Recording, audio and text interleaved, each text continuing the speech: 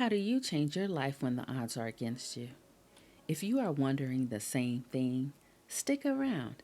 And in this series, we will explore how karma faces this challenge.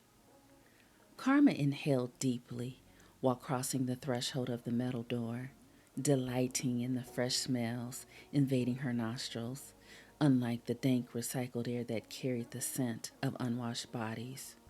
With her hand, she formed a shield over her eyes to block the rays of the bright sun. At 23, even though her skin was dry and hair brittle from the harsh soap she used while in prison, her face maintained its youthful quality, not aged from the self inflicted stress caused by the consequences of her tainted past. I can do this, she assured herself. Saying positive affirmations out loud was the only weapon she had in the arsenal to fight against the dark shadow that loomed in the corners of her mind. For the first time in 3 years, she was in control of her movements, a liberty that made her feel like she could float away on the clouds. This was the start of a new chapter where she was determined not to repeat the same mistakes of the past. She was leaving behind the hot tempered girl who only cared about getting high and having a good time. See you soon. The guard at the gate snickered, with judgment dripping from his cracked lips. Karma rolled her eyes, but did not look back. He was nothing but a hateful slime ball. I am the master of my destiny. The words formed a shield around her fragile resolve, knowing that remaining positive was crucial to her mental well being because she was never coming back to prison. Her grandmother, Ruby Davis, always said that life was about the choices you make, and you act like you don't care whether you live or die, she would say while scolding a hungover Karma after coming home from a night of partying. Being abandoned by both her parents early in life hardened her outer shell. At 6, Karma's mother ran off with a boyfriend, leaving her home alone for several days until the school called Grandma Ruby about her absence. Sometime later, Karma's father promised she could live with him after being pressured by Grandma Ruby. He even promised to paint the spare bedroom Karma's favorite color purple. On the day he was supposed to pick her up, Karma waited 5 hours at the front door, gripping the handle of her Little Mermaid suitcase, refusing to put it down until she could no longer stand. He did not surface until a month later, with a new wife and her 2 daughters, who were now living in Karma's purple bedroom. He offered to get her on weekends when he could, but after a few visits, he stopped coming altogether. Her parents' selfishness and disregard planted seeds of anger, inadequacy, and insecurity deep inside Karma's chest. Over the years, tears of disappointment and frustration watered those seeds that eventually sprouted and grew roots. No matter how much love Grandma Ruby poured over her, it was never enough to stop the damage. But now that she was walking free, a faint smile threatened to take over her face as she fingered the edges of her GED certificate. Like a child rushing home with a report card full of straight A's, Karma anxiously waited to present the gold embossed certificate to Grandma Ruby, who did not know that she had completed high school while serving her sentence. It was the first time that she could remember being proud of herself. She had changed. Now, her focus was on getting an education and a good job. While Karma walked slowly, the women in front of her rushed down to the end of the path where they embraced waiting family and friends. Karma witnessed the tearful reunions and prolonged hugs with a quiet longing, counting the seconds for her turn to come.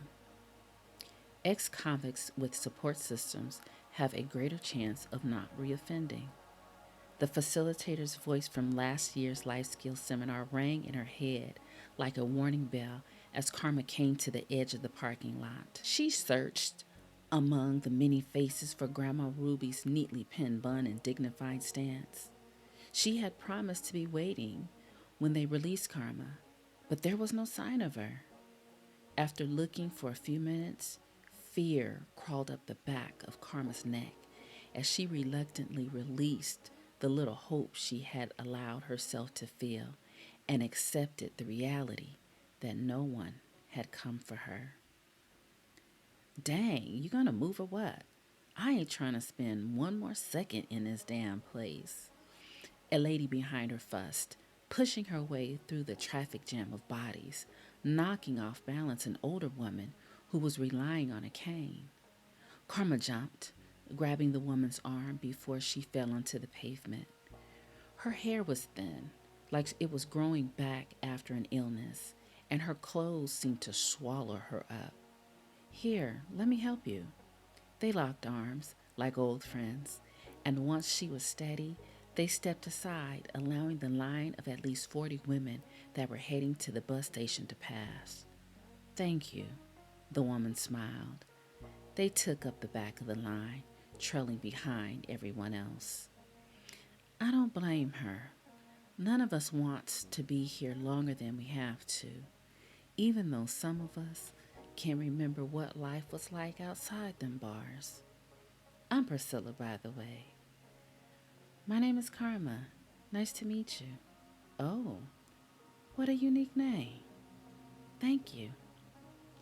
Based on Priscilla's statement, coupled with the weary look in her eyes, led Karma to assume that Priscilla had been in prison for a long time. Except for the tapping sound that Priscilla's cane made as it hit the ground, they moved in silence. Neither forced a conversation. Arm in arm, they walked, stuck inside their own worries and thoughts. You can leave me here. I need to sit for a few minutes, Priscilla insisted as she released Karma's arm and lowered herself onto the bench outside of the bus station. You sure you don't want me to help you inside? No, I'll come in shortly. You go on and take care of your business. Well, okay. Oh, and Karma, your past doesn't define who you are as a person. The only things that matter are what you do today and going forward. And from what I can tell, you are a good person with a good heart. Of all of the women, you're the only one to help me. You don't know how much your act of kindness means to me. Hopefully one day, I will be able to return the favor. Now, this is your second chance. Don't throw it away. Karma deposited Priscilla's words into her heart because her well was nearly empty. After a lingering stare, she tucked her head and pushed inside the station door. She didn't know Priscilla, didn't say but a few words to her, but already missed the feeling of their short connection. After cashing her check inside the bus station, Karma walked outside. Along the sidewalk were tables with food, pamphlets, and Bibles set up by a local church. They were ministering to the ex-convicts and providing resources to help them with their transition back into society. Karma grabbed a bottle of water, a bag of chips, and used a volunteer's cell phone to call Grandma Ruby. Thank you. It was hard for Karma to mask the tremor in her voice as she handed the phone back to the man. The recorded message, stating that the number was no longer in service, caused a void to open up in her heart. A whirlwind of questions overtook her mind. She plopped down on the bench, attempting to get her bearings while figuring out what to do next. Her hopes for what this day would bring were turning into turmoil and fear. Memories of the last time she had spoken to her grandmother refreshed in her mind. They had spoken about Karma's release date, to which Grandma Ruby promised to be waiting with bells on. Nothing will stop me from being there, were her words that gave Karma the assurance that she needed, especially since she sounded so excited about Karma getting out. But that was at least 2 months ago. Karma realized that there had been no calls or letters ever since, a fact that she seemed not to have noticed until now. No matter how positive she tried to be, like the negative adversary it has always been, her mind dutifully drummed up countless stories from other inmates who were discarded like trash by so called loved ones, sparking insecurities Karma tried so hard to keep at bay, igniting a fear that the only person in the world who ever cared about her had finally given up on her too. Just like her parents, Grandma Ruby did not want her around anymore. After enduring the most difficult 3 years of her life, where every moment was dedicated to sheer survival, her focus was on getting out and going home. She was unprepared and ill equipped to cross the new hurdles in the outside world so soon. Two women got Karma's attention when she overheard them talking about getting buzzed. Her eyes followed them, scurrying across the street towards the gas station, and her left leg began to bounce. The need to escape grew with urgency because drinking away her problems was what she had done in the past. Should I follow? The thought popped up effortlessly, like an old friend giving a suggestion. No, good decisions only, Karma. No drinking, smoking, or getting high. Keep your head down. Stay out of trouble. She snatched her attention back, reminding herself that she had goals she intended to keep no matter what. Dang, I see your peeps didn't come either. A woman named Dee, who had also been released from prison, stood in front of her. Dee was a pretty girl, probably close to Karma's age, with big baby doll eyes that gave her an innocent look. They weren't friends, but Karma was familiar with her because they chatted from time to time. Karma didn't respond. Her mood was sour from uncertainty, but it didn't stop Dee from sitting down next to her on the bench. It's sad. I was talking to Tanya, the light-skinned chick over there with the cornrows. She was telling me how her parents are trying to take her kids from her. Served her with papers 2 days before she was getting out. Her mama told her she wasn't welcome at their house, said it would be confusing to the kids. And the same thing happened to Donna. You know, the big girl with the hair down to her butt. She was on the other side of our unit.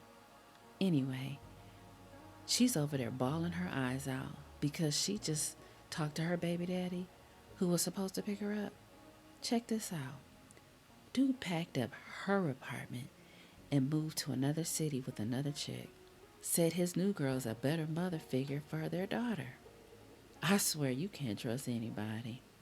Most of the time it be your own family stabbing you in the back. Karma could only nod her head because she was drowning in doubt about her situation, and thanks to Dee, she was now in the deep end. But Dee didn't seem to notice. It couldn't be me. I'm only here because my man is running late. That dude is always late. He's gonna be late to his own funeral. Dee giggled in a way that made her seem somewhat adolescent, a quality that was probably good at disarming people. It wasn't until a few minutes later had passed that she noticed Karma hadn't responded. You all right? Dee frowned as she examined Karma's face. Yeah, I'm okay. Karma's words came out unsure and unsteady, just as she felt. You want to talk about it? Nope, she answered quickly, ready to end the inquiry. Well, I was about to go grab something to eat. You want to come? Nah, I'm good. Aw, come on. You gonna make me eat my first meal outside alone? Look, if you're worried about paying for it, I got you. Except for her former celly Chi-Chi, Karma didn't trust anyone, especially someone offering her something. But Karma's stomach growled loudly, giving away her hunger. She glanced at the electronic board that showed the schedule. They had a good 45 minutes before the bus would arrive, and she only had $73 to her name. With every passing second, she was becoming convinced that Grandma Ruby had abandoned her, and if she didn't have a place to stay, meals would also become scarce.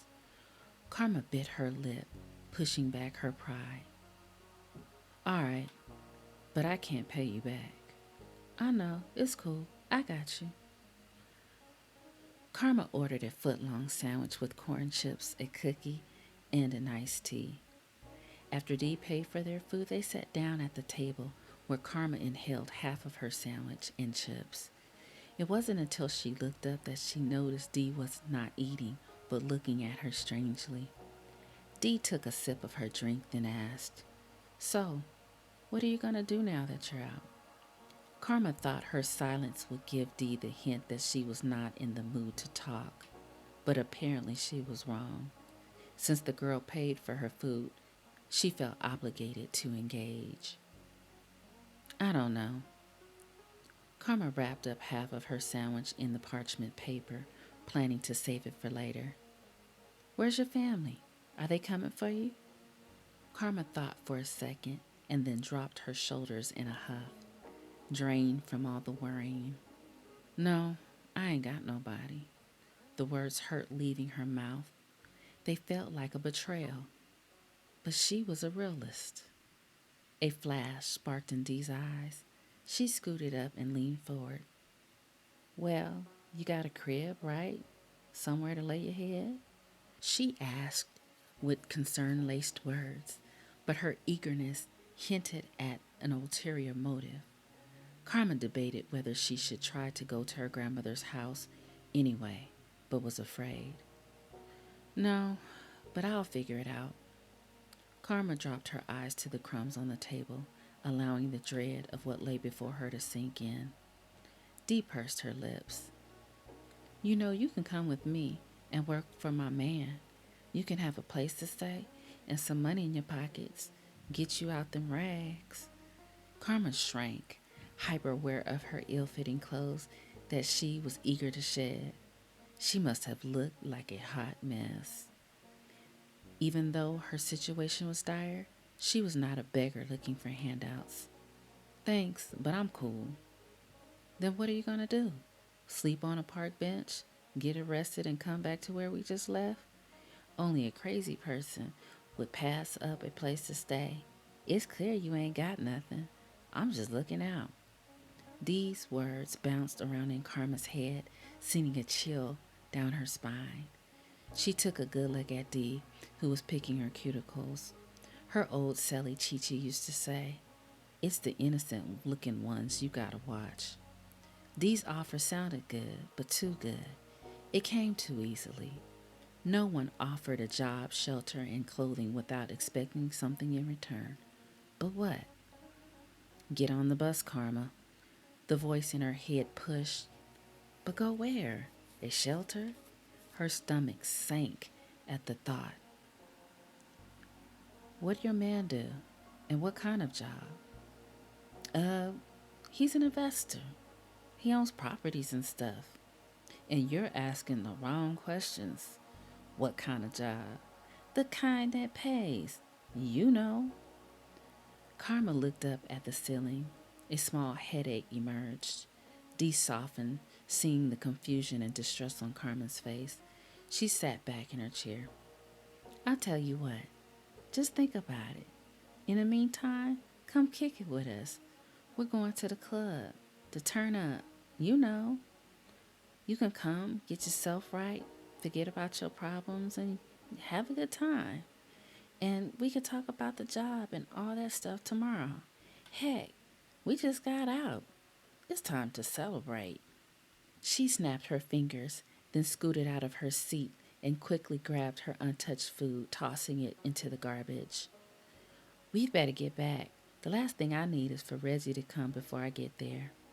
Karma grabbed her leftover food, then mindlessly followed Dee out the door.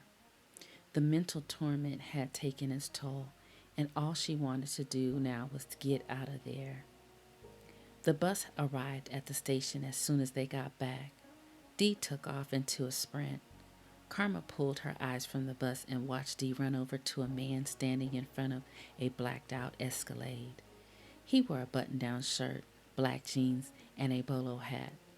Dee jumped into his arms and kissed him passionately, then whispered in his ear while pointing to Karma, who was walking slowly in their direction for reasons she did not know. Maybe going out was what she needed. Karma's legs grew heavy as she stepped up to the group, keeping a few feet of distance. A large, hulky-figured man appeared beside them. Dee made the introductions. Karma, this is my man Reggie, and that's Boo. Reggie, this is Karma. Pretty, huh? She's gonna hang with us tonight. I'm trying to convince her to join the team. Reggie rubbed his hands together as if he won the lottery, then smiled, revealing gold and diamond encrusted grills that matched the diamonds covering most of his fingers. Karma, huh? I like that. Yeah, we're gonna have some fun tonight. When Karma's eyes found his, the hairs on her arm stood up, and her grandmother's words came to her mind. The eyes are the windows to the soul. What she saw was evil and piercing. In his eyes, there was no soul. What will Karma do? Come back for part 2 to find out. Thank you for listening. Please like, subscribe, and share. Until next time.